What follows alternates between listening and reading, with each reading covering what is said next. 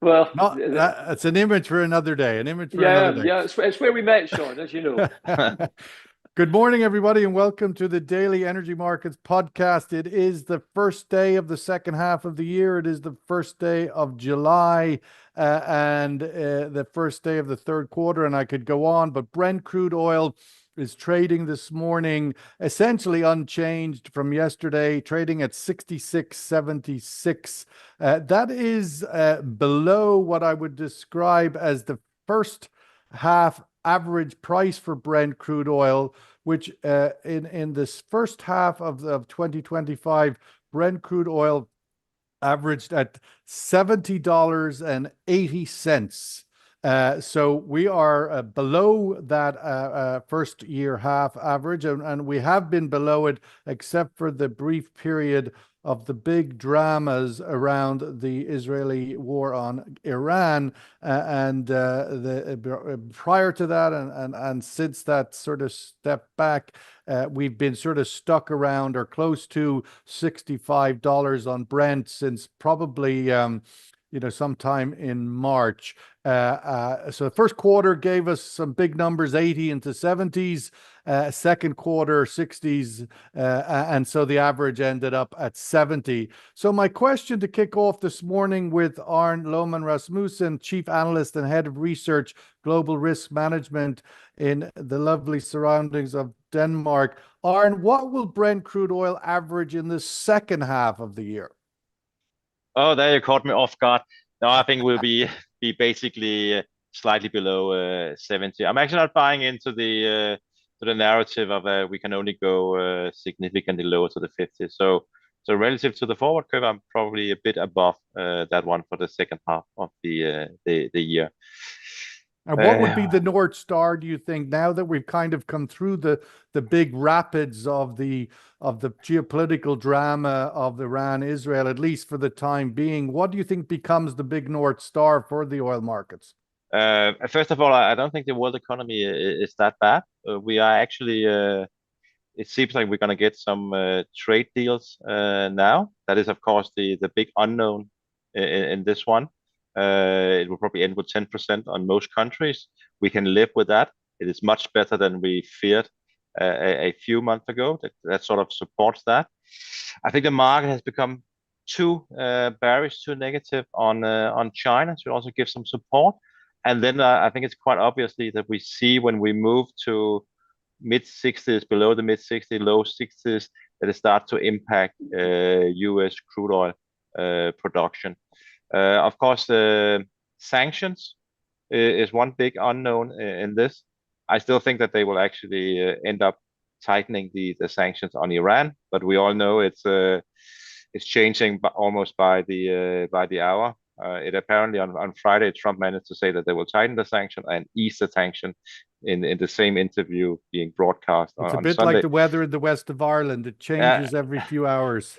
Yeah, exactly. And but so the sanction is one thing. I think will keep the oil price around the current level and better global economy. And then the weakening of the dollar. The weakening of the dollar hasn't really supported oil prices. Maybe on the contrary, it seems like this correlation has changed from when we were young, showing that we sort of, if we woke up in the middle of the night, we will say a weaker dollar equals higher oil prices. It hasn't really worked for the last couple of years. I tend to think that correlation is actually coming back. This law about one price, oil is actually relatively cheap now, measured in non-dollar currencies. So I think there are some supportive factors out there. Of course, the OPEC production increases are a bearish factor, and it needs to be seen how the market will react to that when we get admittedly beyond the peak summer demand. So, but somewhere between 65 and 70 in that range for the rest of the year. James McCallum, CEO and Chairman of Exergy Group, and Professor of Energy at Strathclyde University. James, a similar question to you again. First half of the year behind us now. Couldn't have been more tumultuous from the day Donald Trump arrived into the White House on January 20th. It's been one turbulent headline after another. Liberation Day of tariff trade wars in early April, the Iran-Israel war, etc. How do you see, and despite all of that, we've only had an average oil price of $70 a barrel, despite what one might see as endless threats and possible risks to oil supply. We never really got the bionic spike.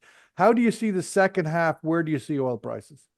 Great things about the GI podcast, Sean, is that we regularly get contrasting views, and I think the argument which Arnie presented there, very legitimate, very factual, and he reaches his personal conclusion. I look at the same landscape and I have a different view. I actually think that there will continue to be a bearish pressure on oil prices.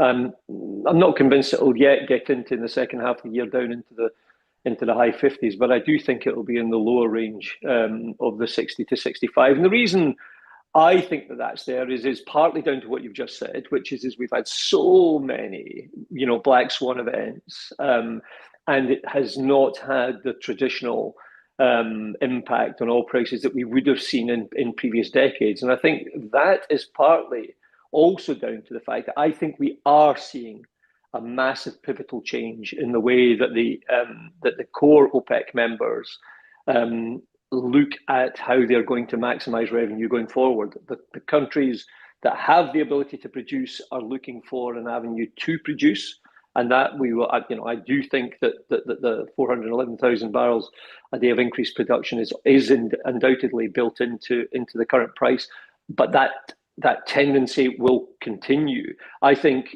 they also have, I don't think it's a massive thing, Sean, but I think they can see that the United States shale production is on the ropes, and they're going to keep them there. I know I sound like a broken record, but it is heartening to listen to the other podcast members now totally acknowledging the fact that, in terms of drilling activities, in terms of service company share prices, in terms of US Permian Basin oil company producing company share prices, clearly there is not a confidence that that's coming back anytime soon. In fact, I think it will continue to decline. To be honest, I promised myself I wasn't going to say it, but if I took one share price this morning, Halliburton, and you look at it over the last 6 months, it's down 24%. If you look at it over the year, it's down 40%. Which is something when you consider that in the last 3 months since early April, the market has been on an absolute tear into the frothy records every day, it would appear. Let's welcome Jorge Montepicou, Managing Director, Benchmarks at Onyx Capital Group, now a fellow Dubai resident. He loves the place. I think he's joined the tourist board. It's wonderful. Jorge, meanwhile, outlook for the second half of the year. First half, you joined us a little bit late, but we were saying that oil Brent averaged $70.80 in the first half, despite all of the tumultuous events that happened. How do you see the second half? What do you think is the driving North Star for the oil price? And where do you think it'll average in the second half of the year? I think we're being more constructive than we think we are. I think the market has tested some levels, some low ones in the upper 50s, but demand is strong. Demand in China, despite the move towards EVs, remains strong. Asia is good. Africa is good. Latin America is good. The US is good. Europe is still good. The supply, as we have been discussing, is not what we think it is. There has been so much supply management in the narrative by OPEC that it's very difficult to do the actual quantification of what supply and demand is. And I am very glad that OPEC seems to be increasing the quotas, because it's bringing the actual narrative to where the production has been, so we can actually do real numbers. So the growth in demand has been a little bit stronger than I think we all have been thinking it was. And this means that prices are in a slight uptrend. When you say growth and demand, sorry, Jorge, I just want to sort of drill into that a little bit. are you, I mean, the traditional critical pillar of global demand, obviously for 30 years has been China, all else remaining the same, US, Europe, etc. Is that what you're referring to when demand in the first half has been better than expected? Are you pointing particularly to China? No, I am pointing to the rest of the world. I think the growth areas in Africa, in Latin America, Central Asia have been stronger than we thought. They continue to grow. Population growth is looking good in all those rest of the world areas, and they consume hydrocarbons. I would consider Europe, the US, and China as mature economies, which they are. And those areas, of course, we probably were so bearish initially on China. We still are, because there's a move to EVs, but the demand from the rest of the world and the US is not as bearish as we thought it would be. And this means that since there is not a lot of supply coming in from OPEC, then prices are more constructive than initially we were thinking. So we are now in the mid 60s, which for the summer burn seems between what should be the average to maybe a little bit below the average. So what I'm trying to say is we may see surprises to the upside here onwards towards the end of the year. The only negative, and we need to look at that very closely, is the impact of the tariffs, because Trump creates so much chaos effectively. The economies could start falling off, and housing starts in the US are already dropping. And if that continues, then Q4 could prove more disappointing than we think it is. So it all really resides in the US. If the US comes down and focuses on growth, as they said they would, then we're going to see an environment between the 70 and 80 for the rest of the year. And I think as it is, we're still heading towards the 70, if not a little bit higher, over the next few months, pending what happens in Q4 in the US economy.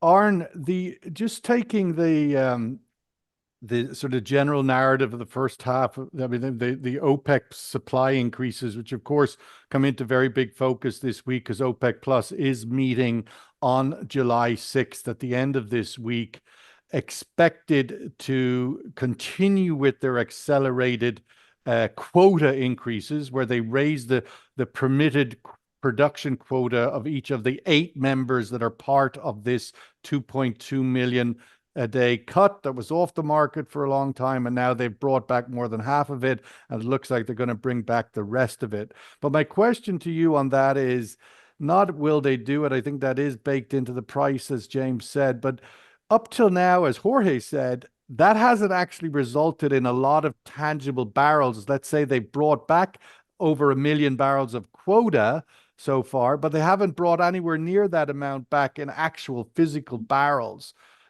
The second half of the year, that may start to be more tangible barrels. Your thoughts on where we move from just sort of quota increases, where ultimately OPEC Plus is raiding the quotas to meet what was already existing supply, and now moving into a phase where, no, actually, this is going to be net plus barrels, which will weigh on oversupply on a weaker demand window of time. Your thoughts on that shift with this increased OPEC cycle? I think long. Sorry. Go ahead, Arne. Okay, sorry. I think your long question explanation sort of underlines how complicated this is and how complicated OPEC has created. Nobody understands what's going on, to be honest. There you have compensation cuts, you have layers of production cuts, you have countries that have to make up, that cannot add to production because they are already busting their quotas, and so on. So there's a lot of confusion out there, and I actually think that adds a bearish layer to the oil market. But certainly the amount of oil coming to the market has probably been lower than people expected when we saw the accelerated plan, and it became clear that they would continue accelerate. And yes, the compensation cuts peaks here in June. I think they peaked, and then they have done most of the compensation cuts. So there will be more actual oil coming to the market especially in Q4 than we are seeing, for example, in Q2 and Q3. So that is certainly a bearish angle to the whole quota system, that the actual oil, the actual amount of barrels hitting the market will be higher in Q4. And also here over the summer, you will probably see a more crude burn, especially in Saudi Arabia, that keeps some crude oil barrels away from the market. They will also return to the market.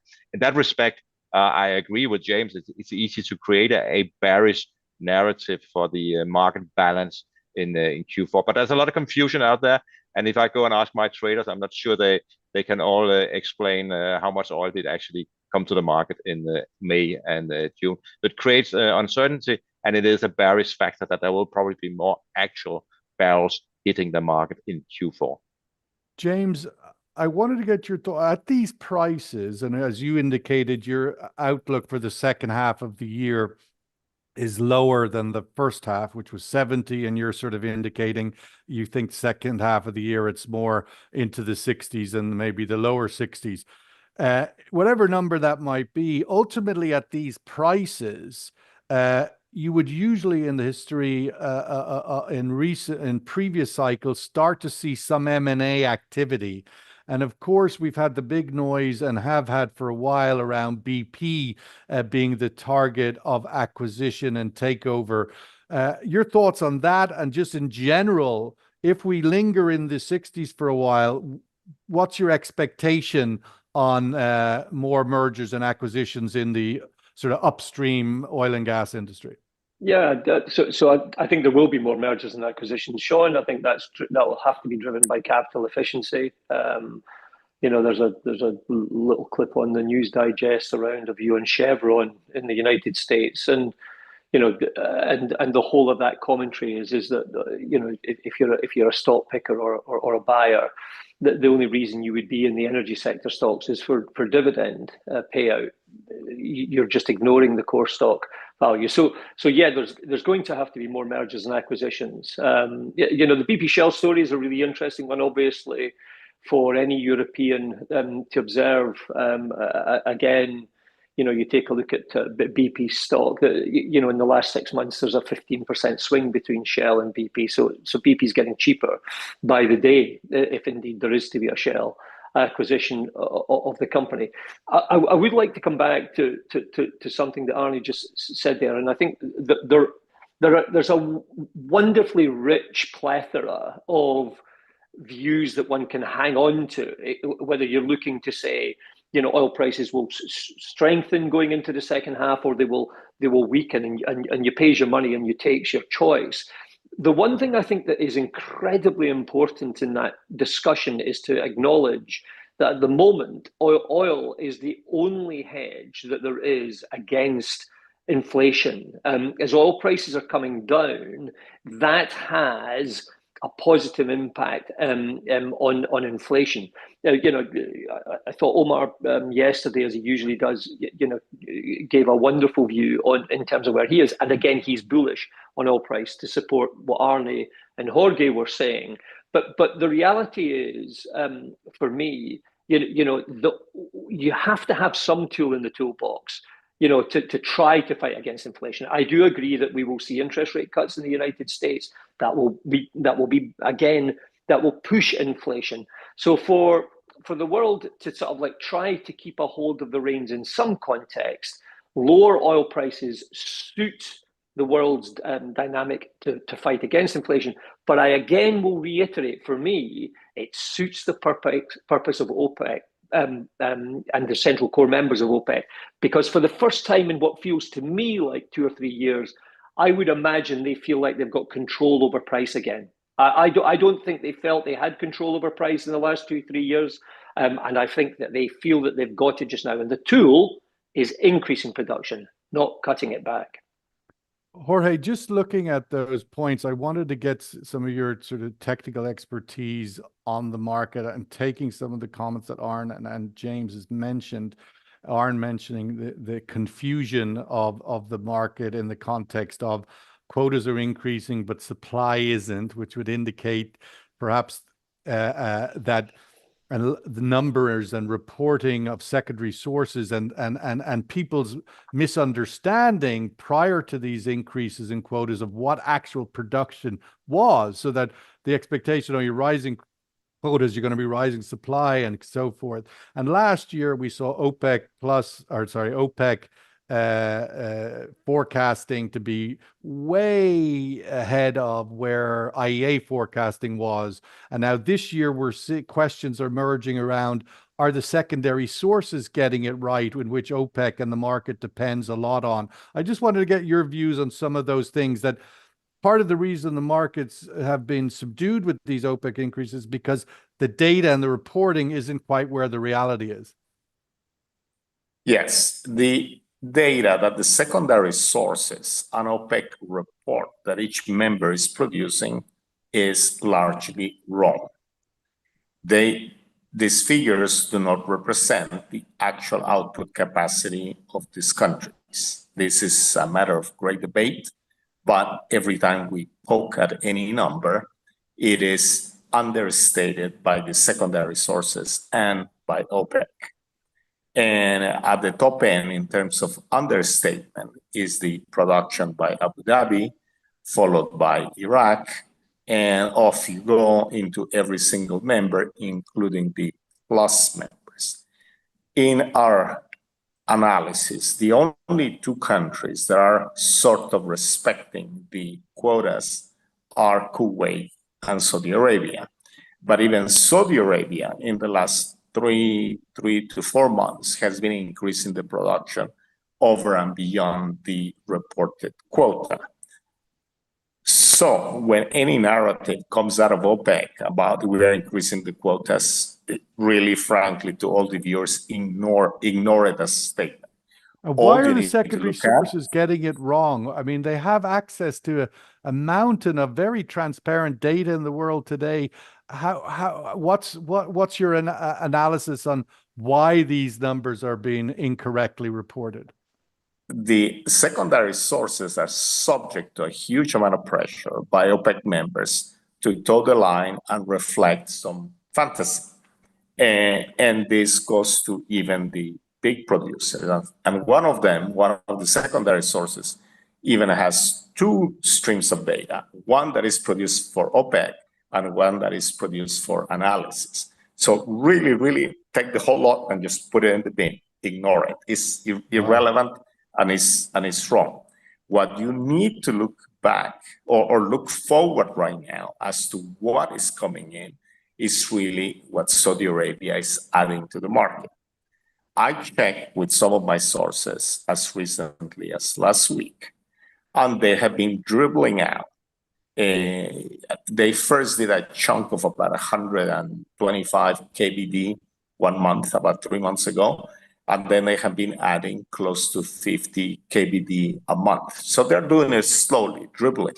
And this is continuing into Q3 and will continue into Q4. So the Saudis are managing the increase very carefully, very effectively, and almost unnoticeable by the market. So they're feeding that growth that we see. But the rest of the other producers are producing as much as they can. The narrative, therefore, is totally useless. And anybody who uses the OPEC narrative to do analysis is just getting it wrong. And this is what caused us to become more bullish initially, reverse where we were seeing the world, because we saw the world absorbing the extra production by OPEC. So the market looks healthy. Let's go to the survey question, which is essentially the question we've been discussing here this morning. Brent crude oil averaged $70.80 in the first half. What will it average in the second half? Closer to 55, 65, 75, or 85?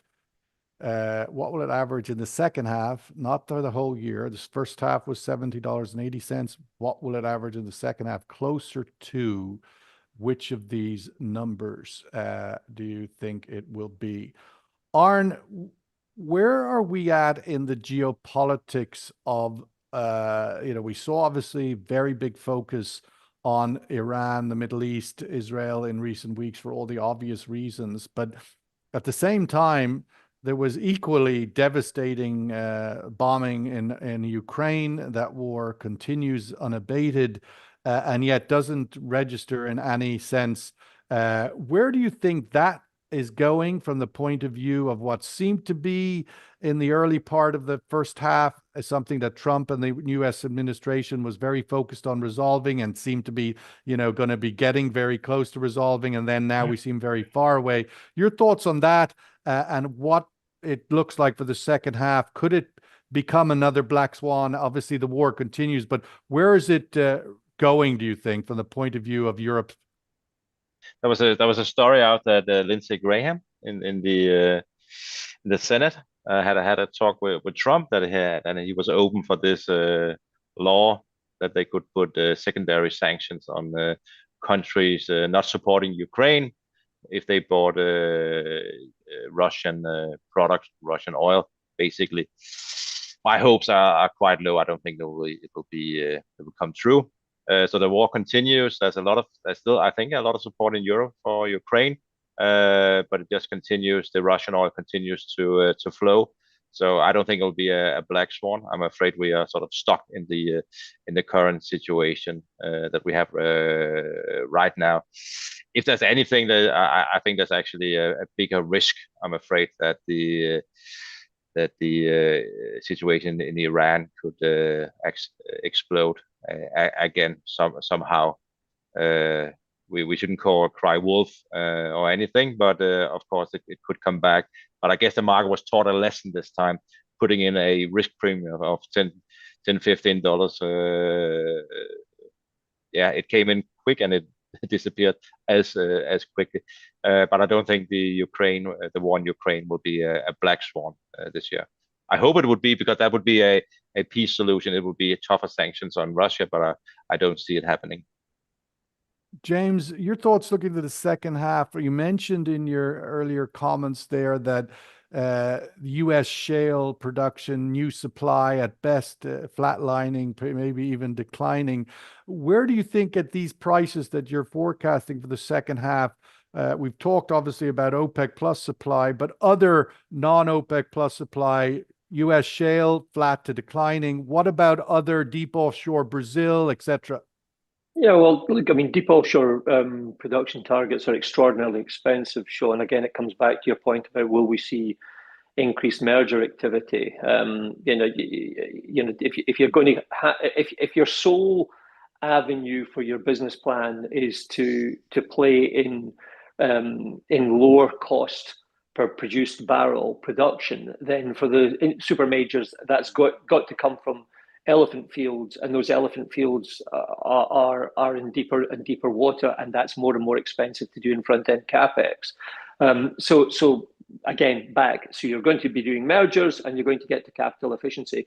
It's very hard yards out there just now. I would like to come back to something that Jorge said, Sean, because I think, again, it's a really important point that Saudi is leaking small amounts of production into the system to see how it goes. The data, I totally agree with Jorge, is incredibly false to take a look at. But if you want to get to a point where you understand when you've got control or not, you leak production into that point until you see it really begin to bite, and then you know what the real situation is. So I've got a great level of admiration for the way that the central core members of OPEC are behaving just now, as they themselves try to look beyond the artificial data and get to a point where they understand this is the genuine supply number.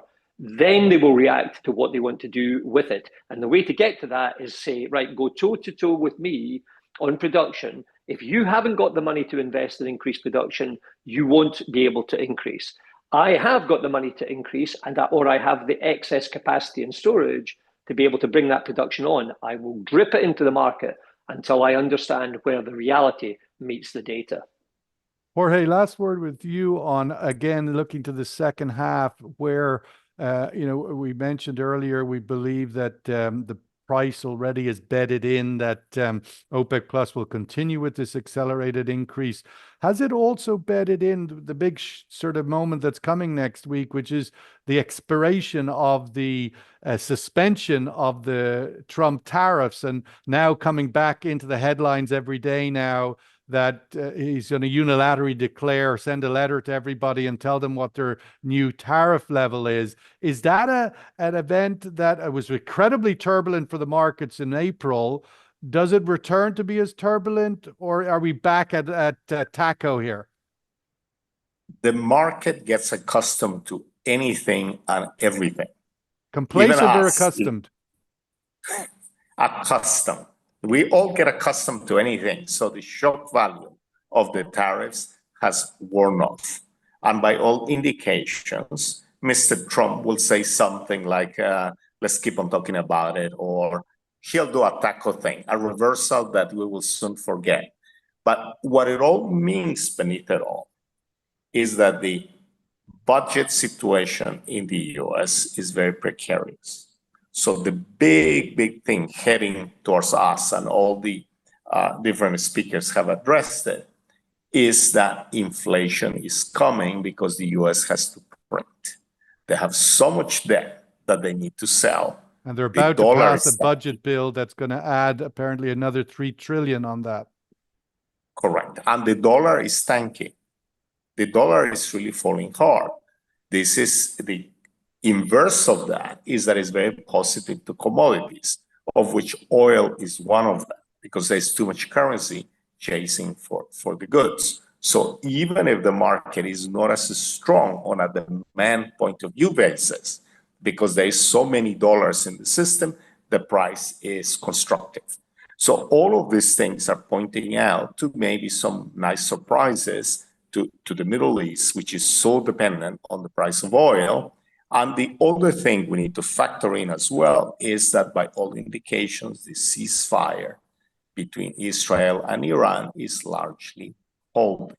The pressure is not to play further, so to speak, because it's so expensive.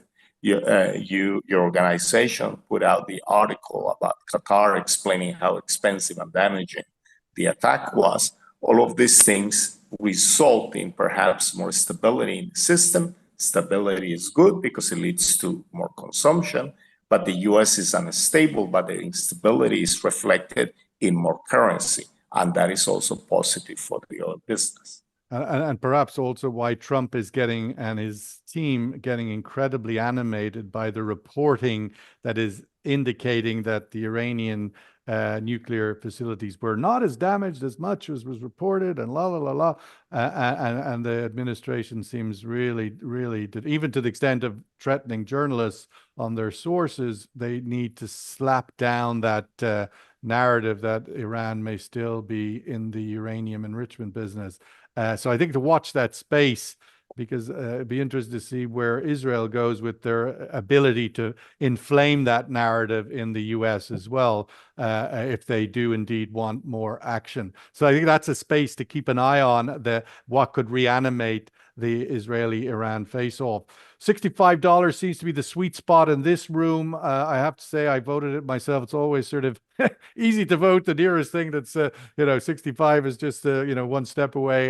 But it seems that that's certainly been the sweet spot for the last number of months, despite the spike moments here and there, the Trumpian moments that come and go. The average, of course, is what we're talking about. It seems that the barnacle on the average rock here is $65. Brent, it has been that for a while, likely to be there for a while, unless something significant comes to change the big narrative, not the spikes. James McCallum, great to see you. Thank you as always. Have a great summer. This is probably the last session we'll have, as we obviously end our season next week. So we'll obviously hope to catch up in person somewhere soon. Arn Lohman Rasmussen, thank you so much as always for the whole season and for today, and have a great summer, and hope to see you all in Fujairah at our forum in October, of course. And Jorge Montemacu, as always, amazing insights. Great to have you in Dubai. We must have a catch-up lunch, and have a great summer as well, Jorge. Thank you for all your insights. Let's work on that. Thank you so much. Look forward to having you back in next season. Thanks, everybody. Catch up with you all again every morning, 10:30 UAE time. Bye-bye. Thank you, Sean. Happy holidays to everybody. Bye bye. All right.